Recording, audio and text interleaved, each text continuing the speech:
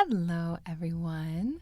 Welcome to the first freeform episode of 2024. And today I am so excited because we're going to be talking about the vagus nerve. And here's the deal, guys. I was in Forbes. I bet that is not what you expected me to say when I was talking about the vagus nerve. Your girl was in Forbes, which I think is one of the coolest things that has ever happened to me in my life. And I want to talk about it for a moment because I'm just feeling really excited about it and I want to share. So Forbes once a year does their yearly wellness trend predictions.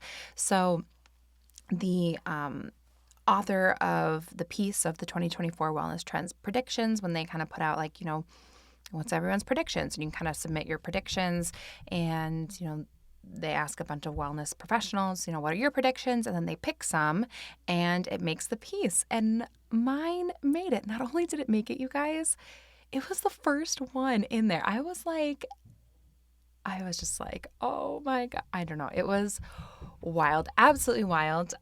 So that is one of the coolest things that's ever happened to me in my whole life. And yeah, and where was I going? I just was flabbergasted once again, awestruck at that happening. That happened last week, and the wellness trend that I talked about in that piece was actually the vagus nerve. And it's something that I have been seeing a big increase in, not only in the wellness community, but in my personal interest in it, and then also my students and my clients, a lot of nervous system regulation work. I feel like we're really focusing on that. People are looking for it. People are curious about it. And then specifically looking at the role that the vagus nerve plays in the parasympathetic nervous system. So I thought, why not talk about it? Because, I'm going to ride this Forbes wave for as long as I can. Because not only am I excited about Forbes, I'm also extremely excited that people are talking about my personal favorite cranial nerve, which is the vagus nerve. So I thought it would be a great way to kick off the new year talking about just all about the vagus nerve, how it plays a role in not only our physical, mental, and emotional health, but how it works with meditation and mindfulness to really just promote overall well-being. And something that I really love about the vagus nerve is that you can stimulate the vagus nerve and it can give you that sense of calm really quickly. It's not something if you're saying, I really want to strengthen my core and it's going to take a while for you to feel results and to see results. The vagus nerve is not like that. You can get results really pretty quickly from it. So we're going to talk all about, I also know you guys love the 101 episodes. So I'm excited about this one. And yeah, Sunday's episode, if you're listening and this is live when I release it, Sunday's episode is going to be a vagus nerve meditation as well. So it'll be the companion meditation to this freeform episode. So should we dive in? Should we talk about the vagus nerve? Let's do it. I also, of course, wanted to do my quick disclaimer that I'm obviously not a doctor. I'm sure none of you think that I am.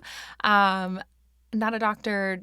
Do not take anything that I'm going to say as medical advice or me diagnosing you with anything. We're just here to learn and to expand our minds and to talk about just some really simple, beautiful ways that we can use the vagus nerve and stimulating that nerve for our overall well-being. So that's my little disclaimer here.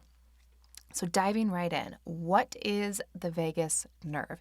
So the vagus nerve, also known as the 10th cranial nerve and my personal favorite cranial nerve, it is a major nerve in the body that plays a big role in regulating different bodily functions. So it has a part, or it is a part of the autonomic nervous system. It controls involuntary physiological processes. Your autonomic nervous system has to do with heart rate, digestion, respiratory rate. And this nerve is extremely long. It runs from your brainstem all the way down to your colon. So it plays this really big, crucial role in connecting brain and body. So when we talk about that body mind, oh my goodness, body-mind connection. I have to say, you guys, I think words are a little bit hard. I am feeling like a very kind of like zen and chill when I'm recording this because as I'm sitting here in my little closet, I actually just got back from teaching a specialty class that was a nervous system regulation specialty class where we started with some vagus nerve stimulation exercises, then we did a little bit of gentle movement, then a guided meditation, and ended with a sound bath. And even though I got to lead it, I feel like I kind of have some of those like effects still, and I'm like, ooh. So if words are hard, it's just because I'm kind of on this like blissed out like nervous system high, I guess. Which I want that for you too. So we're going to talk about it. But when we talk about the mind-body connection, this nerve like physically connects the mind and the body. So it plays a really big role in that. It carries information about pain, temperature, touch from your throat and your inner ear. It also gets information from your meninges.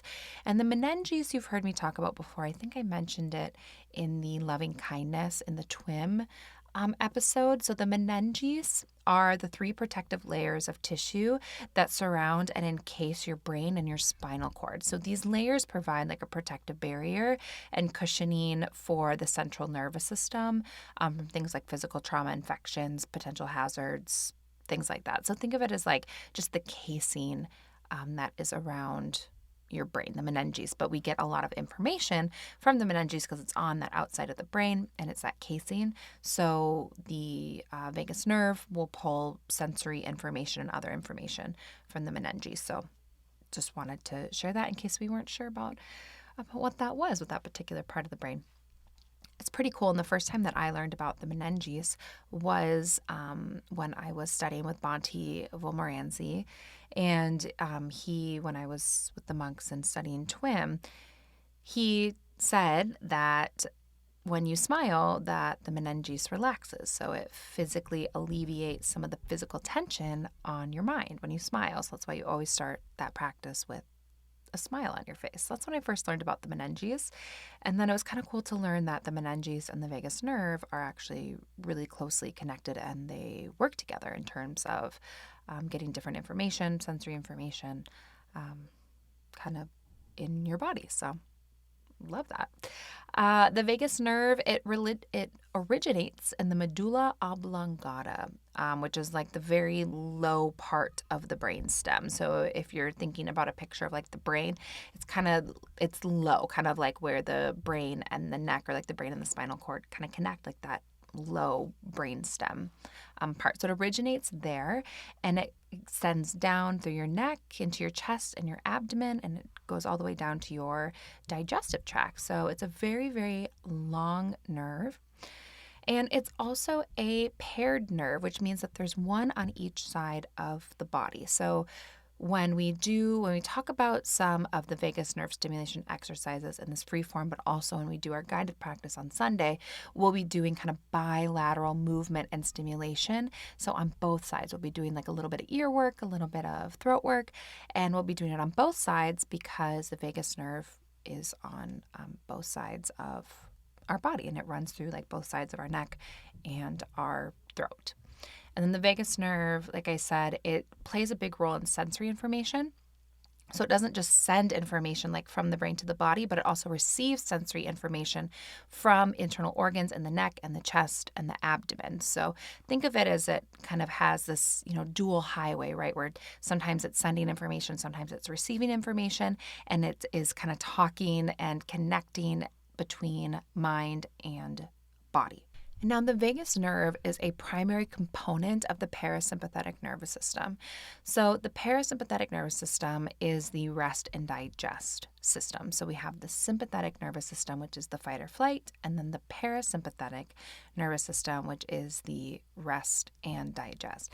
And if you have a hard time remembering the difference between the two, this is just my own personal little hack, is I think about when you're resting and you're asleep, sometimes your body is paralyzed. So the parasympathetic nervous system, like when you're paralyzed because you're in really deep sleep, I don't know, that's how I remember it. The difference is that parasympathetic and then like paralysis and sleep, they sound similar to me. So that's how I remember that one is rest and digest. So if anyone has like an anatomy test coming up and you have to remember the difference between the two, you can do that. And then the sympathetic nervous system, I think about how I have sympathy for people that are experiencing fight or flight and anxiety. So I don't know if that resonates with anyone else, but that's how I remember the difference between the two. So the vagus nerve, it plays a big component in the parasympathetic nervous system, that rest and digest system. That's the one that we want to be in. So sympathetic nervous system, when we're in that fight or flight state, which is something that we all, for the most part, can chronically be in, right? It's that activated state. We've talked about this before on this podcast, but anytime you get some kind of a stress stimulus, that will activate that fight or flight mechanism from our good old friend, the amygdala, which we've talked a lot about. And basically what we're trying to do is we're trying to move away from that fight or flight response and into the rest and digest, the more relaxed, restful state of the parasympathetic nervous system. And the vagus nerve plays a huge role in this because it promotes a state of calm and relaxation. So it helps to slow down your heart rate, helps to facilitate digestion, right? Rest and digest. You do a lot of digestion when you're in that more restful state, because if we're in fight or flight, we're not worried about like digesting our lunch. We're worried about getting through whatever stressor is in front of us. And when we get into that more restful state, then we get more of that digestion. And sometimes this happens to me, is that when I'm in a more restful state, or like I lay down at night, like you almost can like hear your stomach kind of making like those noises and like actively digesting. That's a part of it. So if you've ever wondered why your stomach gets like loud when you're just like relaxing and resting or watching TV or something, that's why. It's because you're probably more in that rest and digest, and your body sends more circulation and has more activity in your digestive system, because it's not having to send the blood to your extremities so that you can run away from danger or, fight or whatever you're doing in that fight or flight mechanism. So all of this, like kind of the TLDR, if you were like, okay, I was spacing out for the last 12 minutes, I don't know, I missed parts of that. The high level of like what is the vagus nerve is basically the vagus nerve is this long cranial nerve. It goes from your brain to your digestive system, and it plays a crucial role in sensory information and processing. It plays a big role in the parasympathetic nervous system and also your emotional experience as well. And when you work with and stimulate the vagus nerve, it can be huge for promoting well-being, a sense of calm, and just overall physical, mental, and emotional health. So overview, high level, vagus nerve, a long nerve, connects the brain to the body, and working with this can have huge benefits for your well-being and experiencing a sense of calm. The vagus nerve does also play a key role in emotion regulation and emotional health. So the vagus nerve is connected to emotional regulation and is linked to mental health. And they have seen that people with higher vagal tone, so vagal tone basically reflects the activity of the vagus nerve, the health of the vagus nerve, that those that have higher vagal tone have better emotional well-being and resilience to stress.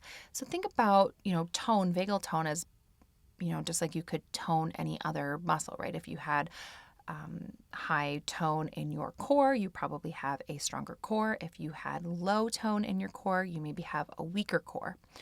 It's the same for the vagus nerve. So the more that you work with it, the more that you stimulate it, the higher the tone gets in the vagal nerve. Not it's necessarily getting like, quote, bigger and like stronger in terms of like growing like muscle mass, but it can be stronger or weaker. And those that have higher vagal tone or more strength there, they tend to have better emotional well-being and resilience to stress, which I think is so important because we're all going to experience stress. That is a part of life. That's a part of the human experience. But the big piece of kind of that emotional well-being is, how do you handle the stress, and can you be resilient under stress and within those stressful states? And so they have found that people with higher vagal tone have more of that kind of stress resilience, which is really cool. And your vagal tone can be an indicator of the balance between the sympathetic nervous system, right? That's that fight or flight, and the parasympathetic nervous system. So you want to have that high vagal tone because it correlates with the activity of the vagus nerve, or its like ability to really function and really activate that parasympathetic nervous system. So they said, I found this while doing my research and kind of filling in, the gaps of, what I was missing in terms of, learning. I had so much fun learning even more about my personal favorite cranial nerve. But when I was doing some research for this episode, I came across this thing. And again, I'm not a doctor, guys. But it said that if you to kind of test, because remember, this is like a bilateral, like a dual nerve, it's on both sides of the body. If you open your mouth and you look at the back of your throat in a mirror and you say, ah, right? You open it and you go, ah, and you look at the, little dangly thing in the back of your throat. If one side is stronger than the other, that little dangly part in the back of your throat, it will like shift to one side, which I thought was really interesting. Like it will kind of swing to like the stronger side.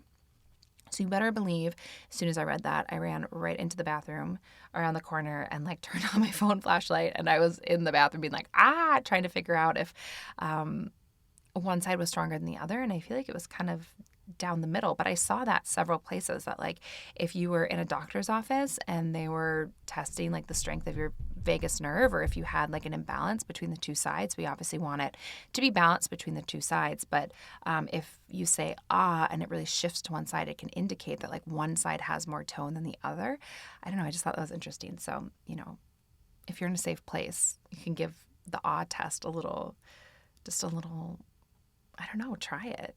Mine was right down the middle, so hopefully that means that I have good vagal tone on either side. But I did think that it was really interesting. And one other like vagus nerve fun fact that I came across was I actually came across this study that said that moms can pass their vagal tone onto their kids.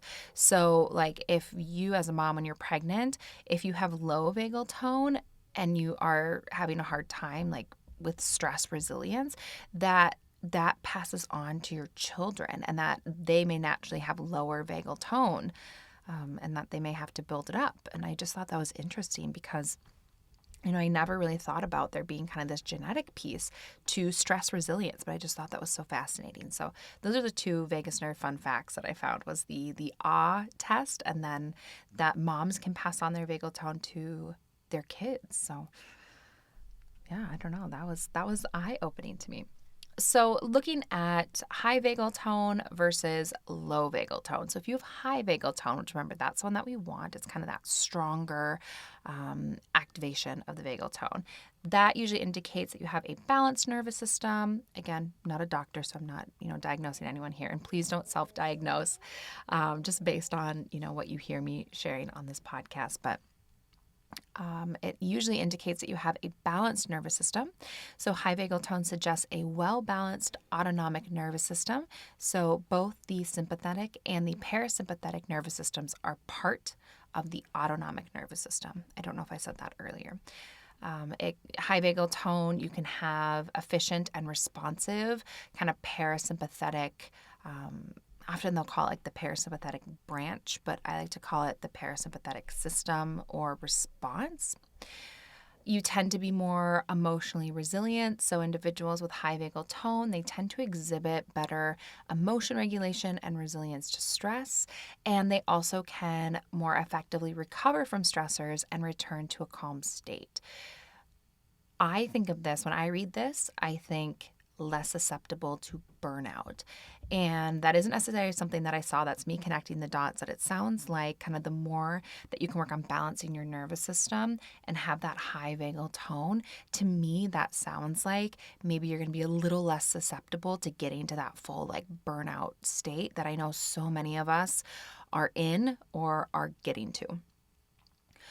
Something that is also interesting, which while I was doing research, I came across this, is that high vagal tone, you tend to have a better heart rate variability. And I recently started doing some research into heart rate variability. It's sometimes called like HRV. And what I'm about to say, this is not an ad, you guys, but I have an Aura Ring, which is one of those like bio tracking like rings. I really like it. I wish this was an ad because I tell everyone that I love mine, and I really do. They're a little bit pricey, but I got mine like a year or so ago, and I've been using it for a year, and I'm really happy with it.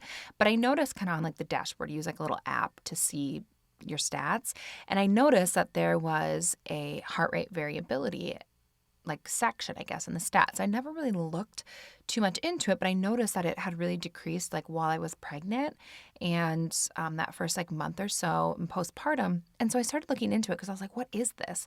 And heart rate variability, it is, my understanding is that it's the variation between your heartbeats. So you would think that like if your heart was just perfectly rhythmic, right? Just like, bump, bump, bump, bump. Like there's no variability between the time in between your heartbeat, that would indicate that you have like the healthiest heart. But that's actually not true. So if you have higher heart rate variability, that can be an indicator of your like adaptability to stress.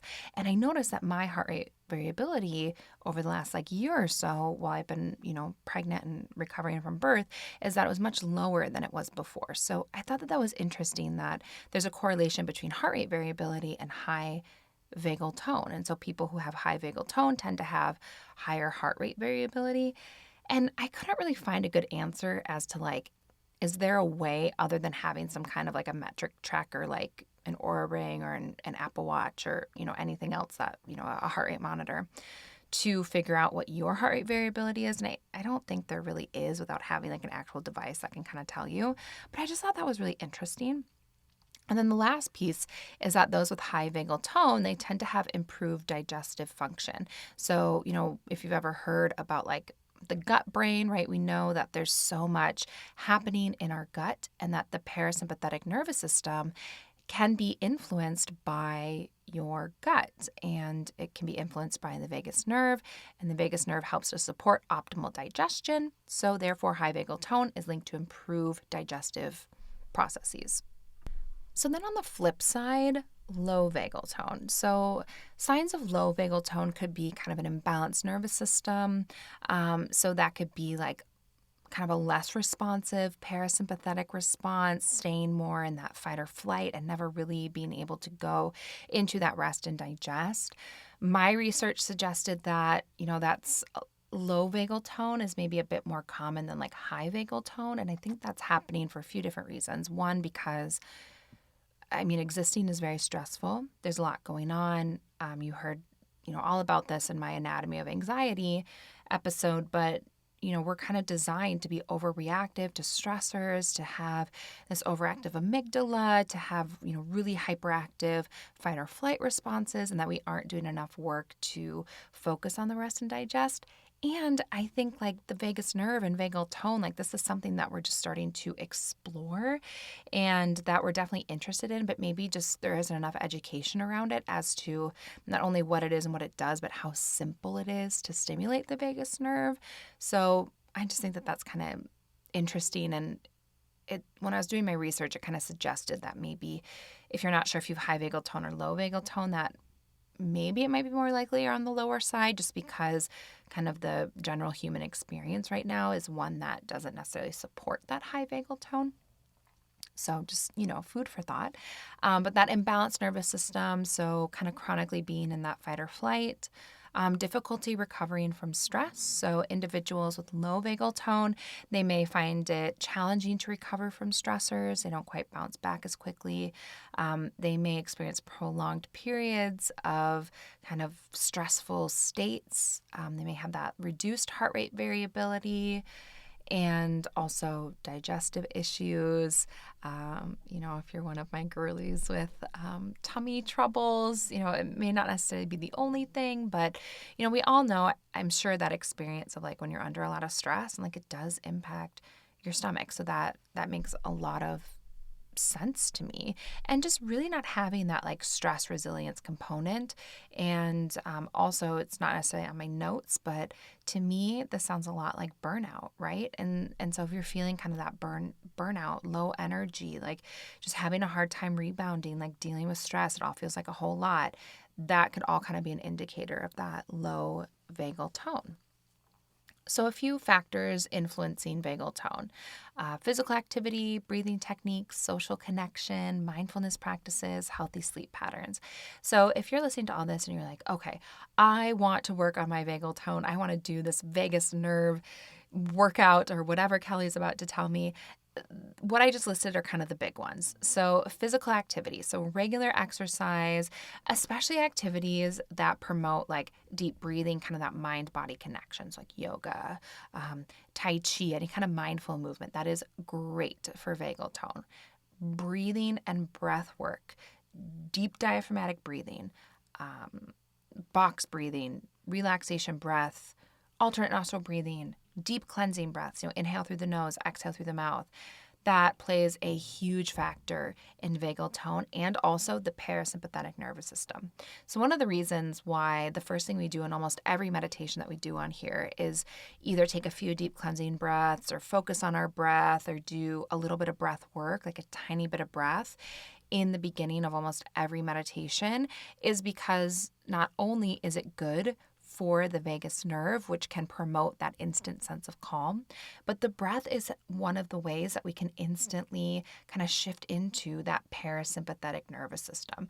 So doing that tiny little, even if it's just for anywhere from 15 to like 60 seconds at the beginning of each episode, we do a little bit of breath just to kind of kick into that rest and digest and to stimulate that sense of calm, because breathing techniques are so important for the vagus nerve. So that's why we always do it. Social connection.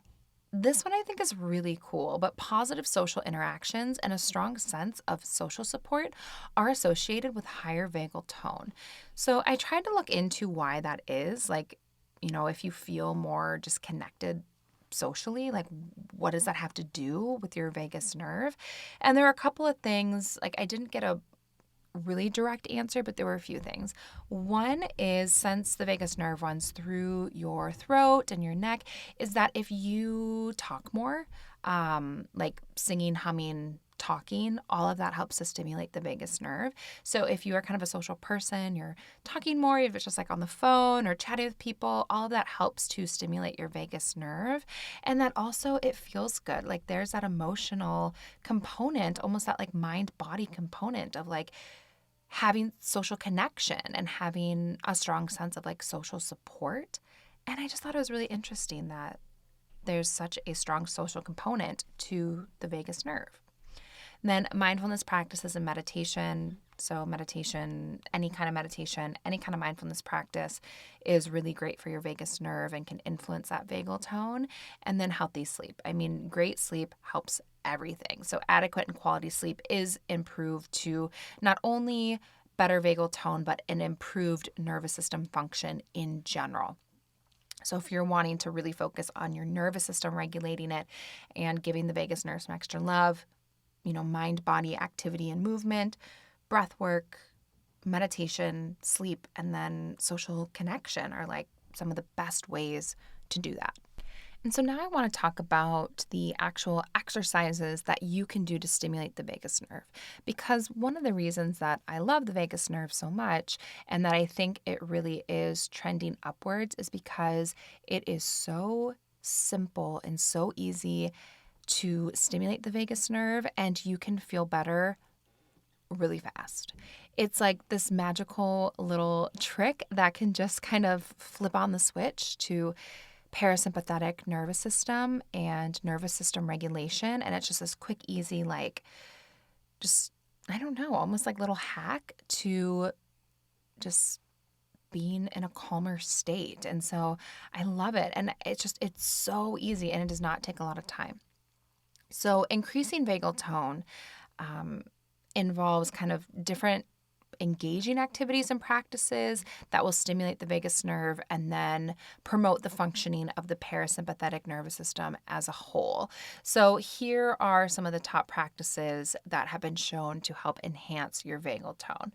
So the first one is going to be deep diaphragmatic breathing.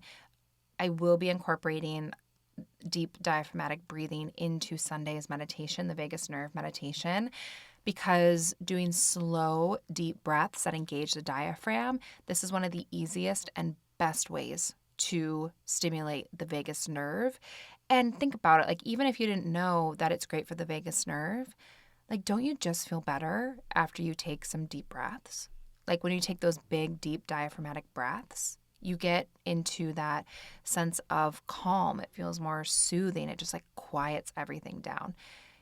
It's fantastic for your nervous system. It's fantastic for the vagus nerve. So deep diaphragmatic breathing. Then any kind of breath work or pranayama. So not just the deep diaphragmatic breathing, but this could be anything more specific, like box breathing, alternate nostril breathing.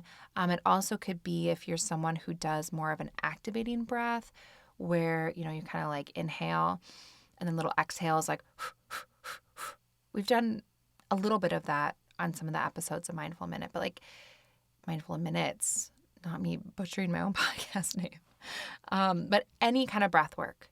Any breath work you're doing, any pranayama practice that you're doing, it is stimulating that vagus nerve. So that's great. Any breath technique, fantastic for vagal tone. And then cold exposure. So I know this one's a little, I know some of us, we are not into the cold. I'm not super into the cold. I mean, I live in Minnesota. It's January in Minnesota as I'm recording this. It's cold. And I say this almost as a joke, but like it's kind of true. But when I let Mila out in the morning and I am just like in my pajamas and I open the back door to like let her out, I stand there while she does, her little bathroom business and comes back. I kind of stand outside and I'm like, okay, there was my cold exposure for the day. But truly, if you live in like a cold place, you don't have to. Like common cold exposure, of course, is like a cold shower or a cold plunge. Even sometimes people just like put their face in like ice water. If that is not your jam, but you live in a cold place, like just step outside for a few minutes. Any kind of cold exposure, especially like to the neck and the throat and like the trunk of your body, can be great for stimulating the vagus nerve. So you don't necessarily have to become this like cold plunge like lover. Just a little bit of cold exposure can be a way to stimulate the vagus nerve. Singing, humming, chanting, all of that. So anything like truly like just singing in your car, great. Maybe you're going to sing in your cold shower that you're taking, great. Humming, we're going to do a little bit of humming in the meditation on Sunday, not like necessarily like intense humming, but any kind of like throat vibration, great for the vagus nerve and improving vagal tone. Chanting, if you have a chanting practice, great for this as well. Then any kind of like gargling and also laughter, right? So a lot of this kind of like throat activity because the vagus nerve runs through the throat and it's really easily accessed through kind of the sides of the neck. So laughter, which again makes me think of that like social piece, that social connection. Like what's better than like laughing with a friend? Like, don't you just love that friend? Can we just take a moment of gratitude for that friend where you just like, they just make you laugh like so hard. You can like almost like ugly laugh. It's like that big laugh and you just like get the giggles with them. And once you get wound up, you can't stop. Like, can we have a moment of gratitude for like that friend? I wish a friend like that for everyone because like it just feels so good, that kind of laughter. Gargling is another thing that can stimulate the vagus nerve. And then mindfulness and meditation. So any kind of regular mindfulness practice or meditation practice has been shown to improve vagal tone.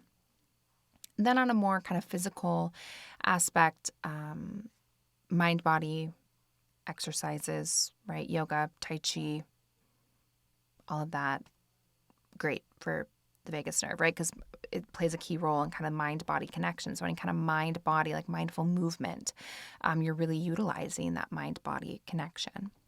And then massage and acupressure. So gentle massage or light pressure around like particularly the neck and the throat, sometimes down like in the clavicle or around the ears or the forehead. This can help to stimulate the vagus nerve as well. In the nervous system regulation meditation that was released maybe a month-ish ago or a little bit more than a month ago, I did an exercise where you kind of put your hands behind your head and you keep your head forward, but then you look all the way to like the left side for maybe 30 seconds or until you yawn or sigh. And then after you've done that, then you look over to the right side and you do the same thing. That's a trick too for the vagus nerve that kind of creates this like internal stimulation and massage through the eyes, and like yawning, sighing, all of that is also stimulating for the vagus nerve. And if you're wondering kind of how long does it take to see improvement with this sort of stuff, it really does not take that long. There's no like cut and dry, like, oh, if you do this many times a week for this many weeks, you'll improve your vagal tone by this percentage. It can kind of vary because, of course, it depends on like your consistency, your overall health, all of that. But the thing is that not only can you get that immediate relief, which is so nice, that you can get kind of that immediate sense of calm, but usually within a few weeks of kind of consistent nervous system work and vagus nerve work, people really start to feel better. And then you can have kind of these long-lasting improvements with regular and sustained engagement of the vagus nerve and focusing on practices that engage the parasympathetic nervous system, like sometimes even, like I said, even within like a few weeks or maybe like a month. So it's kind of that twofold approach. I think about that with meditation too, when we look at how meditation impacts the brain, is that you'll get kind of that instant calm from the meditation practice, but then we know within like 8 weeks is that you'll actually see physiological changes to the brain if you stick with that regular meditation practice. So the vagus nerve is even a little bit quicker than that, but it's kind of that twofold where you're getting the short-term calm, but then you're getting the long-term benefit if you stick with it over time. So then, of course, we have to look specifically at meditation and the vagus nerve because this is Mindful in Minutes. Meditation is one of the loves of my life. So I wanted to just kind of end a little bit on the beautiful connection between meditation and the vagus nerve. So meditation can influence the vagus nerve and contribute to changes in that autonomic nervous system, like specifically by really promoting the parasympathetic nervous system. And since the vagus nerve is a major component of the parasympathetic nervous system, when we meditate, which kind of kicks off that parasympathetic nervous system or strengthens it, we are ultimately then also strengthening and working on that vagal tone. So meditation is so great because it's going to, a lot of the time, incorporate some kind of a breathing practice, whether it is an actual breath work or pranayama, or if it's just focusing on your breath. Or when we do meditate, you can feel things like, slowing down, turning inward, just slowing down your breath, all of that. Like meditating, naturally, your respiratory rate will get slower, and we will hopefully get into some of that kind of deep, relaxed breathing, which is fantastic for the vagus nerve. So meditation and your respiratory system kind of work hand in hand, which ultimately is great for the vagus nerve. And it's all styles of meditation, anything, any kind of meditation that you're doing, guided meditation, TWIM, breath meditation, Vipassana meditation, anything. Meditation is great for the vagus nerve. So then going back to that heart rate variability, which is, my new kind of like little interest that I'm still looking into. But what I found, and when I was researching this, is that meditation has been associated with improvements in heart rate variability. And if you remember, a higher heart rate variability is considered a marker of increased vagal tone and improved nervous system function. So meditation is going to increase your heart rate variability and improve that, which then will also indicate stronger nervous system regulation and higher vagal tone, which was really cool.